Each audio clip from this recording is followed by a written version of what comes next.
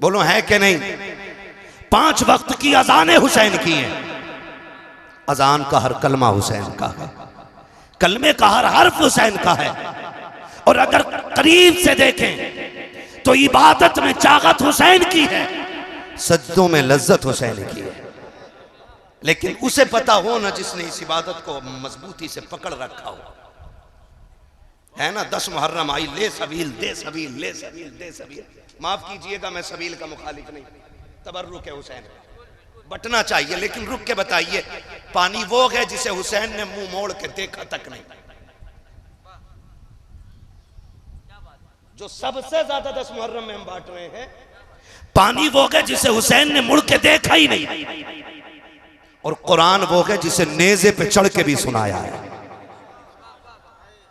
अब इसी चीज को देखें, कौम पानी में डूब गई और सजदे भूल गई, कौम शरबत में डूब गई और तिलावत भूल गई। मैं ये नहीं कहता सबील ना बांटो, मैं ये भी नहीं कहता हलीम ना बनाओ, बनाओ। लेकिन जानते हो, बनाने वाला दोपहर तक मेहनत करे और खुद भी मस्जिद में जाए और सबील हुसैन के नाम का हो, हलीम हुसैन के नाम का हो, खाने वाले सारे जुहर की नमाज पढ़ के आए हो, फिर खाने में भी मजा आएगा। और गांव का नाम नहीं लूंगा, एक गांव में गए ना, अजान का वक्त हुआ तो मस्जिद वालों ने कहा कि भाई थोड़ा ये साउंड बंद कर लो। उन्होंने कहा कुछ दिन के लिए अपनी मस्जिद अलग ले जाओ, यहां तो डीजे बजे गई। ये मैं मुसलमानों की और सुन्नियों की बात कर रहा हूं मेरे भाई, रावजियों से तो हमारा कोई लेना ही देना नहीं है। मैं सुन्नियों की बात कर रहा हूं। हमारे बीच भी अंधभक्त है, शहादत याद रही लेकिन शहादत के वक्त का सजदा याद नहीं रहा। ये क्यों भूल जाते हम? कह रहा कुछ दिन के लिए ना आप मस्जिद उधर ले जाइए, 10 दिन तक ये बंद नहीं होना है। खुद सोचें जरा, ये हमारे रवैये दुरुस्त है? ये हमारे तरीके दुरुस्त है? नहीं है ना। अगली बात एक और कह दूं, वादा करें इंशाअल्लाह जैसी मुहर्रम का चांद नजर आएगा, हम तिलावत भी कसरत से शुरू कर देंगे और सजदे भी कसरत से शुरू करेंगे। वादा करते हैं इंशाअल्लाह, सारे वादा करते हैं इंशाअल्लाह। जो हाथ नहीं उठा रहे जरा चेक तो करो क्यों नहीं उठा रहे।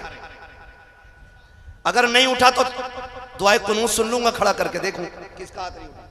बेटे तुझसे नहीं सुनूंगा, तू बहुत छोटा है, तू डर की वजह से हाथ ना उठा। कोई बात नहीं है, करते हैं इंशाअल्लाह वादा। एक बात और कहूं, मुहर्रम की 10 तारीख शहादत की तारीख है। किस चीज की तारीख?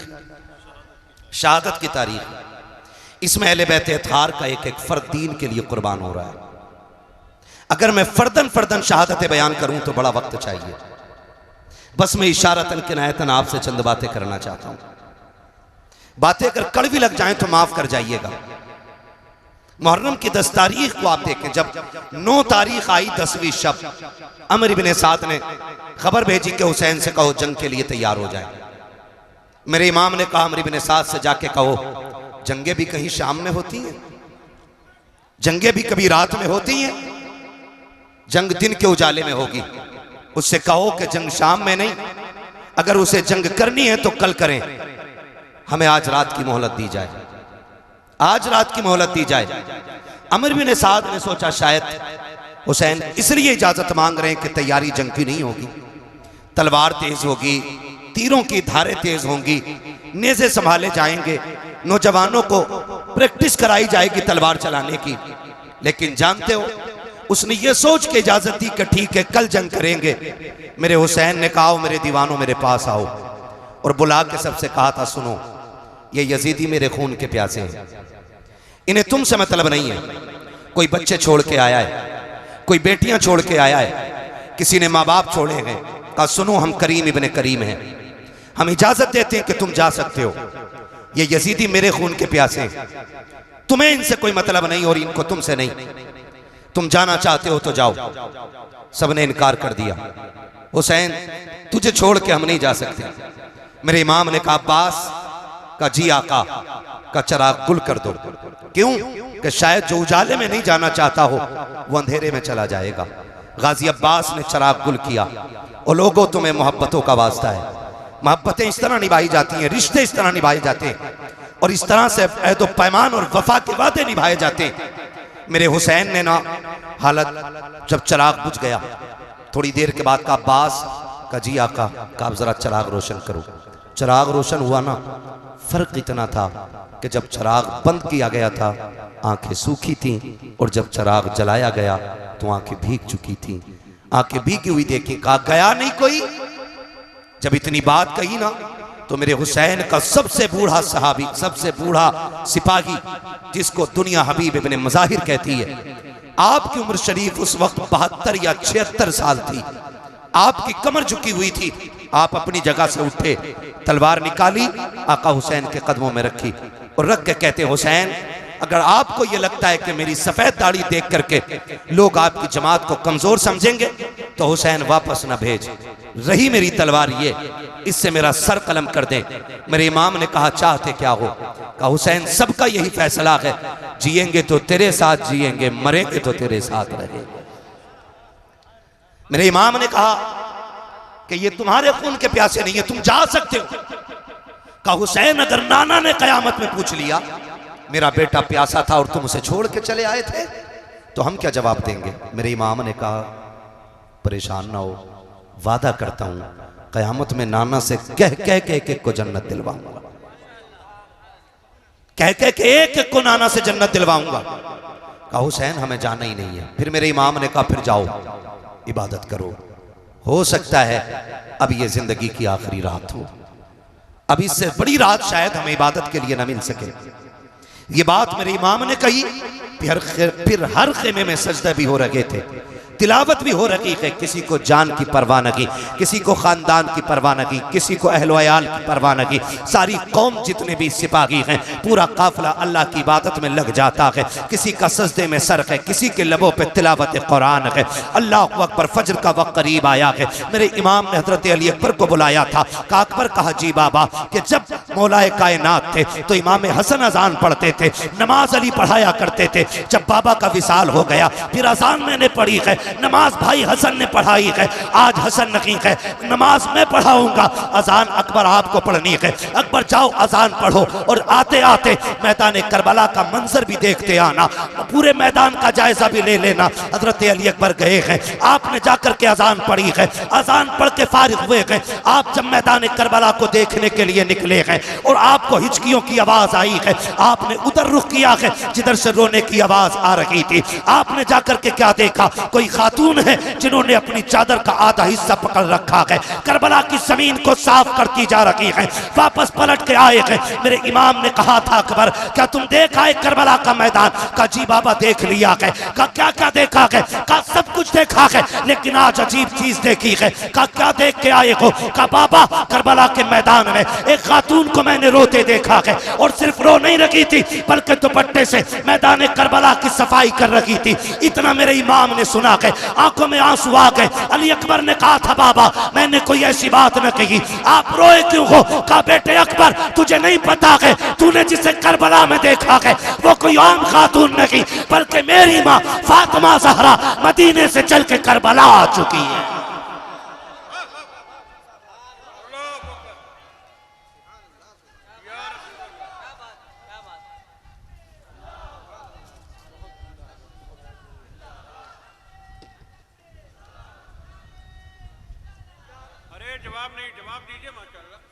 मुझे हैरत होती है लोग खातून जन्नत की बात करते हैं, वो कैसे आ सकती हैं? वो कैसे आ सकती हैं? मैंने कहा जरा दिल पे हाथ रख के बता, तू 7 समंदर पार हो और तेरी मां हिंदुस्तान में हो, रात के 3 बजे तुम्हारे पेट में दर्द उठे, फजर होने से पहले मां का फोन पहुंच जाता है, बेटे खैरियत है? अम्मा क्यों? कहा रात 3 बजे से आंख नहीं लग रही है, रात 3 बजे से आंख नहीं लग रही है। फिर बेटा टूटे लहजे में बात करता है ना, तो माँ कहती है बेटे बीमार है ना? हाँ अम्मी तुझे कैसे पता चला? कहा बेटे रात 3 बजे मेरी आंख खुल गई, तब से दिल घबरा रहा है। मैंने कहा अगर आज की गुनाहगार माँ 7 समंदर पार का पता रख सकती है तो खातून जन्नत अपने बेटे करबला में शहीद होने के लिए जो गए हैं उनकी खबर क्यों नहीं रख सकती है। मुझे तो हैरत होती है लोगों पे। कहा अकबर तुमने जिसे देखा है ना वो कोई आम खातून नहीं, मेरी माँ फातिमा ज़हरा है। कहा वो करबला में आ चुकी हैं, तारीख गवाह है। फजर पढ़ी, फजर के बाद का वक्त है। सुने खुद नहीं खाते हैं गैरों को खिला देते हैं, ऐसे होते हैं मोहम्मद के घर आने वाले, ऐसे होते हैं मोहम्मद के घर आने वाले। बहुत गौर से सुनिएगा। फजर के बाद का वक्त शुरू हुआ। एक बच्ची यजीदी खेमों से निकल करके हुसैन के खेमे में आ गई। है तवज्जो सारे लोगों की। भाई कुर्सी के चक्कर में ना पड़े, ये कुर्सी बड़े बड़ों को खा गई और इसकी लंबी उम्र नहीं होती आरिफ भाई, उम्र बड़ी मुख्तसर है इसकी। एक टांग टूट जाए तो बैठने वाले की तोड़ देती है, ये बैठने वाले की तोड़ देती है। हम प्लास्टिक की कुर्सी वाले नहीं, हम तो आयतुल कुर्सी वाले लोग हैं। जो इस कुर्सी पे बैठे 2 फीट उठता है, जो आयतुल कुर्सी को साथ लगा ले वो रोज उड़ के जाके अल्लाह के आसमान तक चला जाया करता है। ये आयतुल कुर्सी का उरूज है। तवज्जो है सारे लोगों की। जिसको जहां जगह मिल गई ये बैठ जाइए भाई। मैं देख रहा हूं एक कुर्सी पे 3 बैठे हुए हैं, कुर्सी पे भी सितम है। कुर्सी ने संभाल रखा है तो ज्यादा हिलिएगा नहीं, वो टूट सकती है। तवज्जो है सारे लोगों की। कौन सा वक्त शुरू हुआ?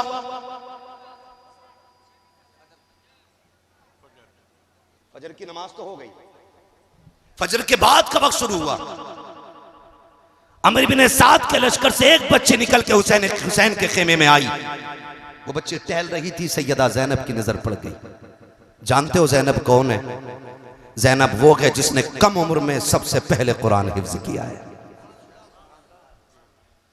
हाँ, जैनब वो है जो कूफे की शाहराहों पर, कूफे की गलियों में, कूफे की जमीन पर कुरान की तफसीर बयान करती रह गई है। और मुझे तो बात समझ में ही नहीं आती है, हमारी कौम ने समझा क्या है करबला को।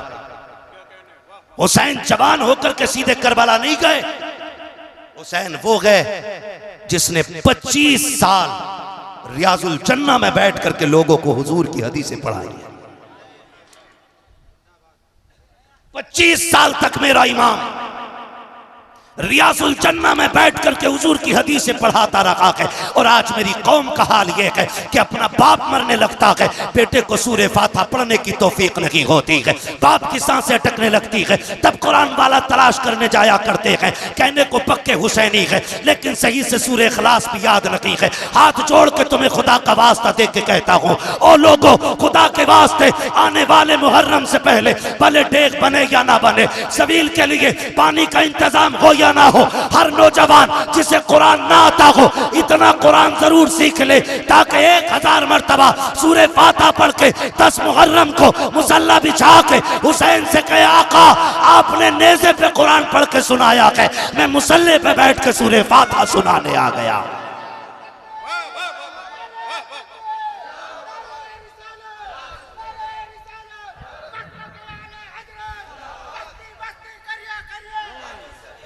करेंगे इंशाअल्लाह, सीखेंगे कुरान, वादा करें इंशाअल्लाह, और नियत कर लेंगे तो इंशाअल्लाह कामयाबी मिल ही जाएगी, मिल ही जाएगी। हमने उन्हें मोबाइल चलाते देखा जिन्हें हिंदी नहीं आती। हाँ, एक कह रहा मुफ्ती अम्माद की तकरीर भेज दो, जिसे ये नहीं पता उधर कोई बैठा है क्या। तो हम लोग अंग्रेजी में मोबाइल चलाना सीख जाते हैं, तो क्या हमें कुरान पढ़ना नहीं आ सकता है? बोलो, आ सकता है कि नहीं आ सकता है? वादा करते हैं ना आज हुसैन के नाम पे, आने वाले 10 मुहर्रम से पहले इंशाअल्लाह हम कम से कम सूरे फातिहा जरूर सीख लेंगे, और जितना ज्यादा से ज्यादा सीख सको सीख लो। वरना हमारी कौम का हाल यही है अलमिया भाई, हमारी कौम का हाल यह है, मस्जिद में 2 रकात पढ़ने जाता जिस दिन दूल्हा बनता। हाँ भाई, तो सुबह जब तक आए ना निकल के ना, दूल्हा इमाम निकल के ना आए ना, खड़ा रहता। क्यों? कि नियत नहीं बताई अभी किसी ने, नियत नहीं बताई, एक को नियत बताई, नियत तो बता दी, दे सजदे पे सजदा, सजदे पे सजदा। ये मेरे साथ का हादसा है भाई, मैं किसी और की नहीं बता रहा हूं, मेरे साथ का हादसा है भैया। वो सलाम ही नहीं फेर रहा है, पीछे वाले कह रहे कब सलाम फेरेगा, तो सजदे में कह रहे आके थोड़ी देर रुक जाए, सजदे में कह रहा है कि बस अब के आखिरी रकात है। ये हमारे दूल्हाओं की कंडीशन है। फिर गाड़ी घर से निकली है, 4 कदम चली थी कि हादसे का शिकार हो गई। माँ ने सर पे खाक डाली, बाप तड़प जाता है, हाय बेटे के हाथ की मेहंदी नहीं छूटी थी, अभी सेहरे के फूल नहीं टूटे थे, बेटे की जिंदगी का कारवां उजड़ गया है। खुदा की कसम खा के कहता हूँ, इतना कुरान सीख लो कि घर से दूल्हा बन के भी निकलो, अपने ऊपर आयतुल कुर्सी पढ़ के दम कर लो। अल्लाह की इज्जत की कसम, अगर वो राजी हो गया, जब तक लौट करके ना आओगे मौत भी तुम्हारे करीब नहीं आ सकती है। यह हकीकत है। हमारी कौम को नमाज नहीं आती, नमाज नहीं आती। हसन हुसैन, उसमें भी बड़ा शीन। ऐसे बाबे हमारे बड़ा लंबा झंडा लगाया एक ने, उस पे लाल कलर का झंडा और उस पे लिखवाया हरे कलर से या हसन, बड़े शीन से। और इलाज कर रहा है वो लोगों का नहीं। पूछे ना, इन उलमा से पूछे। इतना कुरान तजवीद की रियायत से याद करना फर्ज है जितने से नमाज मुकम्मल हो। ये याद रखिएगा, ये नमाज जनाजा नहीं है, एक ने पढ़ ली तो सबकी उतर गई। ये नमाज जनाजा सबको अपनी अपनी नमाज याद होनी चाहिए। करेंगे इंशाअल्लाह। अगली बात करूं, अगर तैयार हैं आप तो बोलें जरा सारे या हुसैन। पीछे वाले थक गए, अल्लाह करे इनको हाथ उठाने की तौफीक मिलती रहे। मैं बद्दुआ नहीं करूंगा क्योंकि मेरे नबी पूरी जिंदगी इस उम्मत के लिए दुआ करते रहे। हाँ ठीक है, कह सकते हैं, जरा बोल दें या हुसैन। हाँ, मैं एक साफ तकरीर कर रहे थे, वो नजामत कर रहे थे अफक भाई, तो कह रहे कि जो हाथ हुजूर के नाम पे उठ जाएगा उसे कभी फालिज नहीं होगा।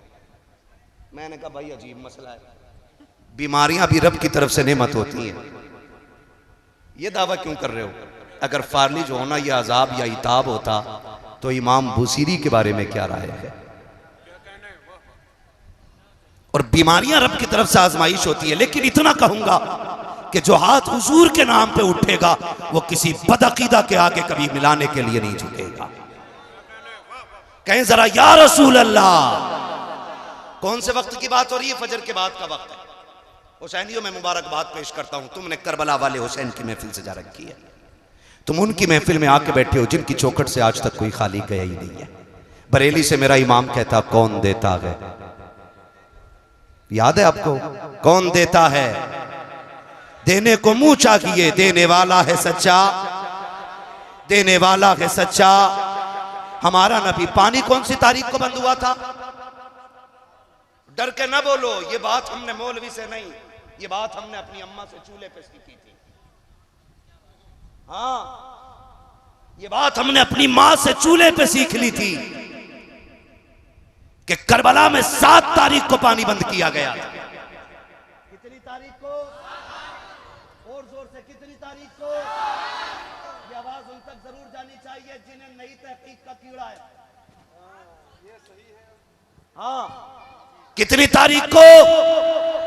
हर सुन्नी हुसैनी बोले कितनी तारीख को? एक साहब तो कह रहे हुसैन गुस्ल करके करबला में गए थे। नई नई किताबें लाते निकालते। ठीक है जी, हम आला हजरत वाले लोग हैं जी, और जो आला हजरत कह गए वही हम मानने वाले लोग हैं। अब उनकी बात को रद्द करने के लिए उनसे बड़ा हजरत लेके आओ तो हम मानेंगे। उनकी बात को रद्द करने के लिए किसी चुटपुंजिया हजरत की नहीं मानेंगे। बस सीधी सी बात अपनी। जब मेरा इमाम लिखता है कि हुसैन 3 दिन के भूखे प्यासे करबला में शहीद किए गए, तो गोया इमाम ने कहा कि वो भूखे भी थे और प्यासे भी थे।